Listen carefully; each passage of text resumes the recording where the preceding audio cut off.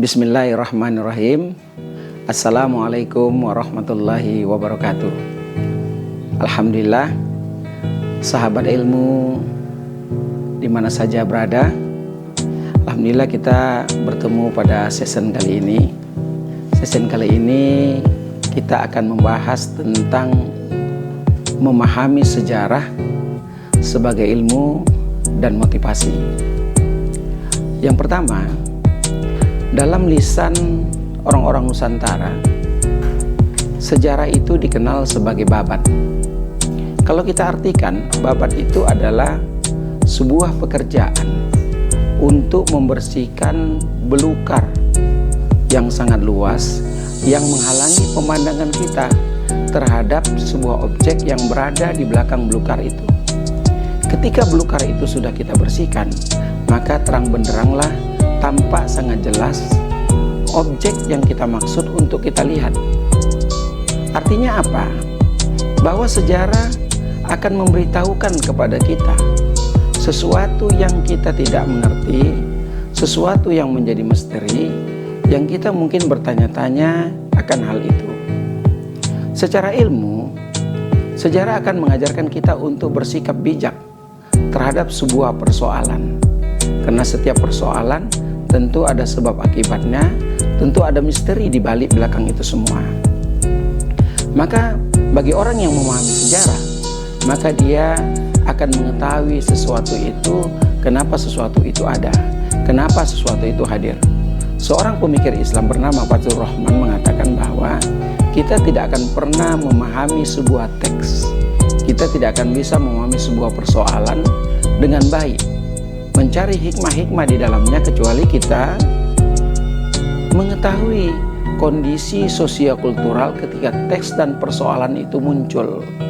Kenapa itu terjadi? Kenapa itu hadir?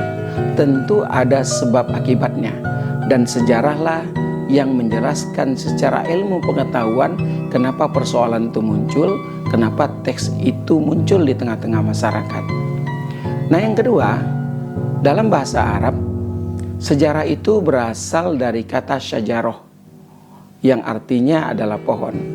Kalau kita memahami sebuah pohon, pohon itu terdiri atas tiga unsur utama. Yang pertama adalah akar, batang, kemudian rimbunan yang di atas terdiri daripada cabang, daun-daun, dan tentu buahnya. Yang pertama, akar. Pohon menjadi besar, pohon menjadi kuat karena memang dia memiliki akar yang sangat kuat. Begitu juga seseorang, begitu juga masyarakat, begitu juga sebuah bangsa, dia akan tumbuh dengan besar dan menghasilkan jika dia memiliki akar sejarah yang kuat. Saya mengambil contoh. Dalam sejarah dikenal seseorang bernama Alp Arslan. Dia menjadi sultan di kerajaan Seljuk. Pada suatu saat dia sedang mengerahkan pasukannya untuk bertempur dengan Romawi. Salah seorang pengintainya datang dan bercerita kepada dia, "Wahai Sultan, sesungguhnya aku dapati bahwa pasukan Romawi jauh lebih banyak daripada kita." Memang waktu itu jumlah yang dikerahkan oleh Sultan Alp Arslan itu 20.000 pasukan, sementara Romawi itu membawa 400.000 pasukan. Mendengar berita itu, para jenderal, para sahabatnya di dalam sebuah rapat muncul kekhawatiran dan berkata, "Wahai Sultan, bagaimana mungkin kita memenangkan pertempuran sementara jumlah kita sangat sedikit dan jumlah mereka sangat banyak?" Disinilah Sultan Alp Arslan mengangkat sejarah bangsa Turki waktu itu. Apa yang dia katakan? Sesungguhnya kita tidak mengenal rasa takut. Nenek moyang kita, Yokat, dia menyebut nama nenek moyangnya, Yokat, itu pernah dengan 40 orang menyerang istana kekaisaran Cina dan menaklukkan ribuan pasukannya sehingga mereka menguasai istana itu. Dari cerita sejarah ini, Sultan Alp Arslan mampu membangkitkan semangat para sahabatnya sehingga sahabatnya tidak lagi mengkhawatirkan jumlah sedikit daripada mereka, sehingga akhirnya sebagaimana sejarah mencatat, perang Manzikert itu dimenangkan dengan gilang gemilang oleh Sultan Alp Arslan dengan para sahabatnya mengalahkan pasukan Romawi yang sangat besar.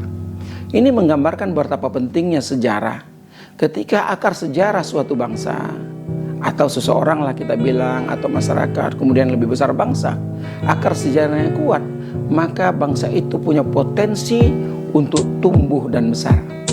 Kemudian yang kedua, batangnya. Batang itu secara umum berfungsi untuk menandakan dalam penglihatan kita bahwa pohon itu adalah pohon yang bagus.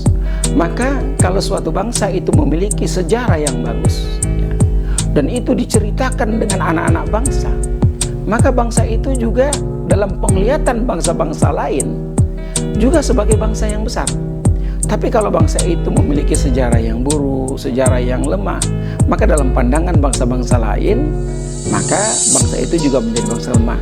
Ini mengajarkan kepada kita agar kita itu mencatatkan sejarah, berbuat di dalam kehidupan kita, sehingga catatan sejarah kehidupan kita ini menjadi sejarah yang baik, dan itulah yang akan kita wariskan kepada keturunan-keturunan kita.